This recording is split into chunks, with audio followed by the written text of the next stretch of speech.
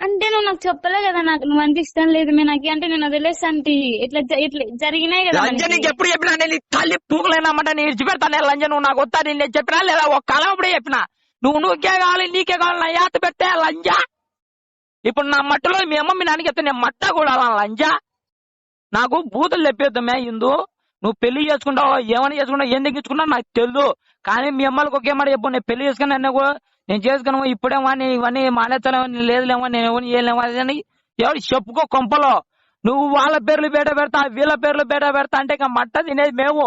నీదే నా యాత పోదు నీ కొంపలలో. నీ అమ్మ పూగులగినప్పుడు కొంపల మీదకి వచ్చారు. అందుకే నీ షరతు అడగలేక నేను ఊరి విడిచిపెట్టి పోయేది. నేను చెప్పేది